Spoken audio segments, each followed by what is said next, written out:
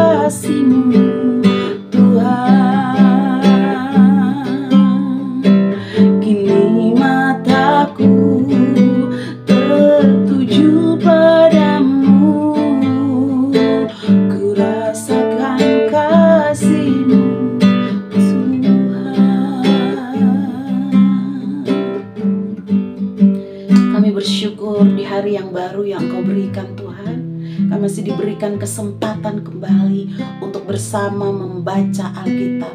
Kami tahu ini bukan hal yang biasa, tetapi ini hal yang luar biasa, di mana Engkau masih memberikan kami kesempatan. Untuk itu biarlah kesempatan hari ini, kami anak-anak-Mu, kami umat-Mu, kami mau membuka Alkitab, mau membaca firman Tuhan, sehingga sepanjang hari ini, pikiran, hati, dan hidup kami seluruhnya dipimpin oleh kebenaran firman Tuhan. Dan biarlah Roh Kudus-Mu Bapa yang memampukan setiap kami yang baca firman Tuhan, supaya kami bisa mengerti isi dari firman-Mu, supaya kami bisa mengerti nasihat-Mu hari ini untuk kami pribadi lepas pribadi. Berbicaralah bagi setiap kami Tuhan, karena kami rindu untuk mendengar suara-Mu. Memberkati setiap kami yang membuka Alkitab dan baca firman-Mu, bahkan mendengar firman Tuhan siang ini. Di dalam nama Yesus kami bersyukur.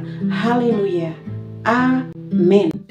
Mari saudara yang sudah siap, saya ajak kita langsung membuka Alkitab kita. Hari ini kita sampai dan masuk di kitab Kejadian, pasalnya yang ke-47. Sampai ayat 1 sampai ayatnya yang ke-31 saudara. Dan di dalam sini kita akan menemukan ada 3 perikop. Yang pertama Yakub dan Firaun, yang kedua tindakan Yusuf, dan yang ketiga Yakub pada akhir hidupnya. Mari sama-sama kita baca firman Tuhan dan kita dengarkan firman Tuhan ini. Yakub dan Firaun. Kemudian pergilah Yusuf memberitahukan kepada Firaun, ayahku dan saudara-saudaraku beserta kambing dombanya, lembu sapinya dan segala miliknya telah datang dari tanah Kanaan. Dan sekarang mereka ada di tanah Goshen. Dari antara saudara-saudaranya itu dibawanya 5 orang menghadap Firaun.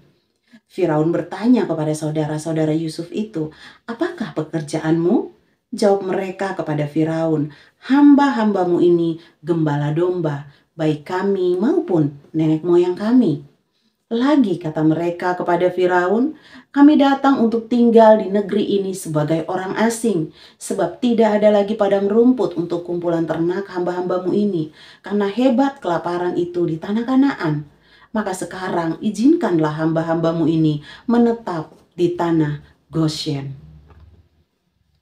Lalu berkatalah Firaun kepada Yusuf, ayahmu dan saudara-saudaramu telah datang kepadamu. Tanah Mesir ini terbuka untukmu.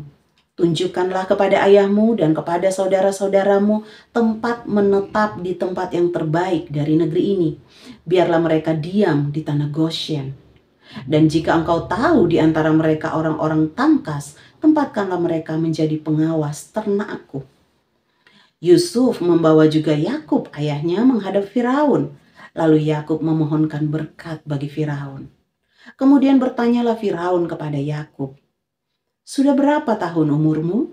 Jawab Yakub kepada Firaun, tahun-tahun pengembaraanku sebagai orang asing berjumlah 130 tahun.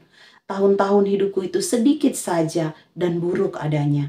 Tidak mencapai umur nenek moyangku, yakni jumlah tahun mereka mengembara sebagai orang asing. Lalu Yakub memohonkan berkat bagi Firaun. Sesudah itu keluarlah ia dari depan Firaun. Yusuf menunjukkan kepada ayahnya dan saudara-saudaranya tempat untuk menetap dan memberikan kepada mereka tanah milik di tanah Mesir, di tempat yang terbaik di negeri itu, di tanah Rameses seperti yang diperintahkan Firaun. Dan Yusuf memelihara ayahnya, saudara-saudaranya, dan seisi rumah ayahnya dengan makanan menurut jumlah anak-anak mereka. Lanjut perikop berikutnya, tindakan Yusuf. Di seluruh negeri itu tidak ada makanan, sebab kelaparan itu sangat hebat, sehingga seisi tanah Mesir dan tanah Kanaan lemah lesu karena kelaparan itu. Maka Yusuf mengumpulkan segala uang yang terdapat di tanah Mesir dan di tanah Kanaan, yakni uang pembayar gandum yang dibeli mereka. Dan Yusuf membawa uang itu ke dalam istana Firaun. Setelah habis uang di tanah Mesir dan di tanah Kanaan, datanglah semua orang Mesir menghadap Yusuf serta berkata, berilah makanan kepada kami, Mengapa kami harus mati di depanmu? Sebab tidak ada lagi uang. Jawab Yusuf, jika tidak ada lagi uang, berikanlah ternakmu, maka aku akan memberi makanan kepadamu sebagai ganti ternakmu itu. Lalu mereka membawa ternaknya kepada Yusuf, dan Yusuf memberi makanan kepada mereka ganti kuda, kumpulan kambing domba, dan kumpulan lembu sapi, dan keledainya. Jadi disediakannya lah bagi mereka makanan ganti segala ternaknya pada tahun itu. Setelah lewat tahun itu, datanglah mereka kepadanya pada tahun yang kedua, serta berkata kepadanya, tidak usah kami sembunyikan kepada tuanku, bahwa setelah uang kami habis dan setelah kumpulan ternak kami menjadi milik tuanku, tidaklah ada lagi yang tinggal yang dapat kami serahkan kepada tuanku, selain badan kami dan tanah kami. Mengapa kami harus mati di depan matamu, baik kami maupun tanah kami? Belilah kami dan tanah kami sebagai ganti makanan, maka kami dengan tanah kami akan menjadi hamba kepada Firaun. Berikanlah benih supaya kami hidup dan jangan mati, supaya tanah itu jangan menjadi tandus. Lalu Yusuf membeli segala tanah orang Mesir untuk Firaun, sebab orang Mesir itu masing-masing menjual ladangnya karena berat kelaparan itu menimpa mereka. Demikianlah negeri itu menjadi milik Firaun. Dan tentang rakyat itu, diperhambakannya lah mereka di daerah Mesir dari ujung yang satu sampai ujung yang lain. Hanya tanah para imam tidak dibelinya, sebab para imam mendapat tunjangan tetap dari Firaun dan mereka hidup dari tunjangan itu. Itulah sebabnya mereka tidak menjual tanahnya. Berkatalah Yusuf kepada rakyat itu, pada hari ini aku telah membeli kamu dan tanahmu untuk Firaun. Inilah benih bagimu, supaya kamu dapat menabur di tanah itu. Mengenai hasilnya, kamu harus berikan 1/5 bagian kepada Firaun, dan yang 4 bagian lagi itulah menjadi benih untuk ladangmu dan menjadi makanan kamu dan mereka yang ada di rumahmu dan menjadi makanan anak-anakmu. Lalu berkatalah mereka, Engkau telah memelihara hidup kami. Asal kiranya kami mendapat kasih Tuanku, biarlah kami menjadi hamba kepada Firaun.